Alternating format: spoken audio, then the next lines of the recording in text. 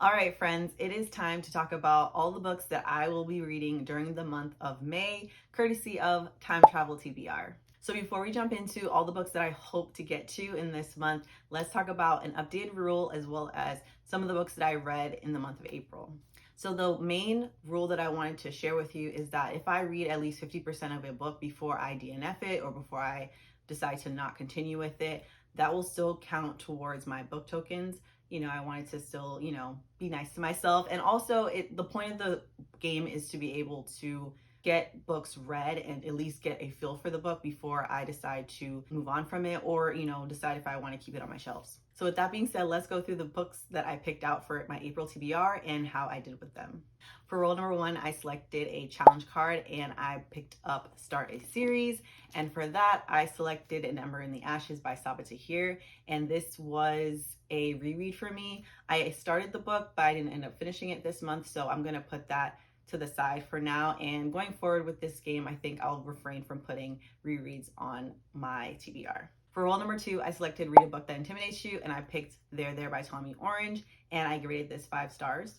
For roll number 3, I got Non-Western Setting, and I picked up Dust Child by Nguyen Phan Quay Mai, and I DNF'd this book, unfortunately. For roll number 4, I selected Storygraph Chooses, and for that, I selected Before I Let Go by Kennedy Ryan, and I also DNF'd this one at 50%. For roll number 5, I got a book that was published before 2023 and selected Their Eyes Are Watching God by Zora Neale Hurston, and I gave this 4 stars. And lastly, I selected the detour card and got longest book on my TBR, which was The Eye of the World by Robert Jordan, and I did finish this book and gave it 4 stars. So with all that being said, I ended up earning 6 book tokens this month, which is fantastic. So I know the punishment that I put on myself would be to remove at least 1 book token for every 1 book that I don't end up getting to my TBR. But I decided to forego that for the first round just to kind of be a little bit kind to myself, because I need to be kind to myself a little bit more often. And so going forward in the, subsequent rounds, I will be implementing that punishment. 4. 1, 2, 4. Tempad. Storygraph Chooses. For roll number 1, I got Storygraph Chooses again. And for that one, I picked up The Mortal Life of Henrietta Lacks by Rebecca Skloot. And this is a story that follows the history behind the HeLa cells that are used for countless different vaccine testing and overall stem cell research and all types of different benefits of the medical community. It says on the front here that doctors took her cells without asking. Those cells never died. They launched a medical revolution and a multi-million-dollar industry. More than 20 years later, her children found out their lives would never be the same. So I heard about this book, I believe from Jess Owens. Her channel, she mentioned it, and I will link her channel below. And I was interested in it. I've always been kind of interested in this story. I've heard about it, and I knew that it was adapted, I believe, into a movie by Oprah Winfrey.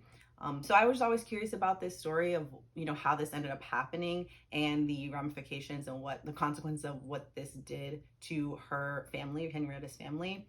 I know I've had this on my shelf for quite a while, according to Storygraph. I think it's been on my shelf the longest. So I'm looking forward to getting to this book and learning more about Henrietta and her family. Roll number 2. 5.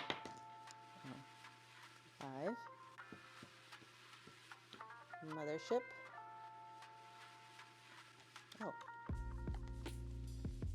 Indigenous author. For roll number 2, I got Indigenous author, and for that I selected Saints of the Household by Ari Tyson.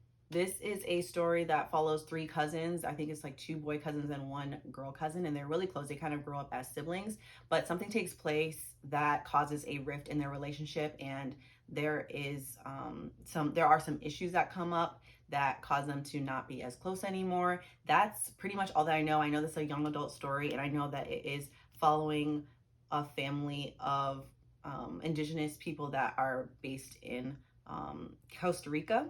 So I heard a lot of great things about this book, particularly from Rashida from Coco with Books on Instagram. And she was raving about this book for months, like months before it even came out. She just was raving and raving about it. And so when the Barnes & Noble sale happened at the end of last year, I decided to pick this up. So I'm hoping to really enjoy it. I really have high hopes for it. So hopefully I'm not too disappointed. Roll number 3. Ooh, a 6. Ooh, it's a challenge card. Oh no, IG scroll. For roll number 3, I got a challenge card, and it's for IG Scroll. And I'm so terrified. This is one of those that I really to this day don't understand why I did this to myself.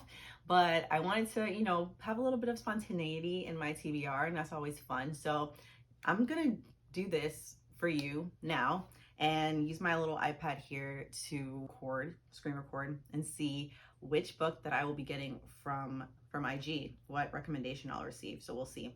Okay, this is from Barnes & Noble, Stitch Fix. Okay, this is a journal from Esther. Okay, another Stitch Fix. And I'm getting like a lot of food things. Oh, this is a book. Is there a book she's talking about? No, just her dog. Okay.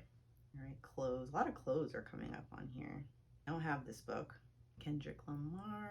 Okay, just for the summer. I don't own this, so moving on. Yeah, this is kind of taking a while, so I don't have that one either. Sorry if you heard that. That's my stomach growling. Oh, I didn't know there was gonna be a sequel to this book. Ooh, the covers though. I don't own those. Are there more? Okay, let's see. I don't think there are any. Yeah, I knew that. I was like, I don't think there's gonna be any books that I own that I haven't read that's on there. Man, a lot of food. I'm getting hungry just looking at this. April reads. Okay, let's see. All right. So I do own The Wind Knows My Name, but it's on audio. Wait, I just saw Frozen River. Okay, thank God. Oh my goodness. That took so long. Okay, I do have this. I just got this actually. So Frozen River by Ariel Lawhone. This is I want to say a historical mystery. I saw a lot of people rave about this on Bookstagram like nonstop. I want to say late last year. I don't know when this came out. I don't know when it actually debuted. I think this is her. No, it's not her debut book. But I think this came out last year. Yeah, it came out in 2023. And a lot of people really loved and enjoyed this book. So all I know is that it's a mystery. I think someone's in need, or like there's a blizzard or something like that, and someone's in need of help. And so the main character goes and is helping them out. I believe that's what the situation is. It says, from the best-selling author of I Was Anastasia and Codename Helene comes a gripping historical mystery inspired by the life of and diary of Martha Ballard, a renowned 18th century midwife who defied the legal system and wrote herself into American history. And this is set in Maine in 1789. So yeah, I'm hoping that I really enjoy this. It's so funny because it's definitely like a cold, wintry kind of story. And I'm like, we're in the middle of summer, so definitely not a beach read. But I do love mysteries that are intriguing and interesting and have a lot of historical reference. So, and relevance, I should say, historical relevance. So yeah, I'm looking forward to reading this. Hopefully it exceeds my expectations. 4, 3. Ooh, detour. Unhaul a book. Oh man, okay. For roll number 4, it was a detour prompt, and it was to unhaul a book. And unfortunately, I will be unhauling Family Lore by Elizabeth Acevedo. And I really love Elizabeth Acevedo as an author. I've loved her books. The Poet X is one of my favorite books of all time. But this is her first adult.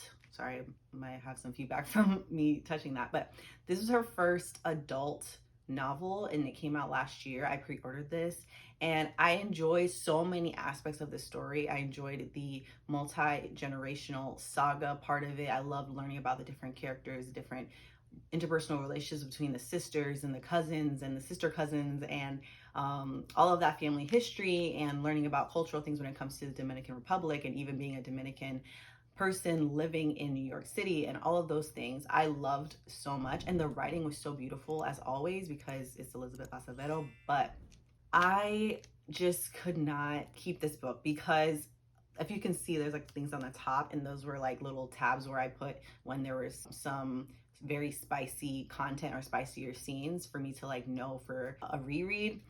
But then as it's been sitting on my shelf, I got this in August and I read it shortly after that, I think. Over the past like few months, I've been thinking about it and thinking about it. And I'm like, man, I don't think I'm going to reread this book. If I do ever reread it, it's probably going to be like getting it from the library, because I just personally want to make sure that books that I'm keeping on my shelves are books that I can freely recommend to people, to friends. I've had a couple friends that have borrowed my books recently, and I just don't see this as a book that I would widely recommend and not a book that I would readily reread. So with that being said, I will be letting this book go. So sad to say it, but I will be. All right, I think this will get us to the end. 3. 1, 2, 3. Another detour. Oh no, go back 2 spaces. Okay. Ugh.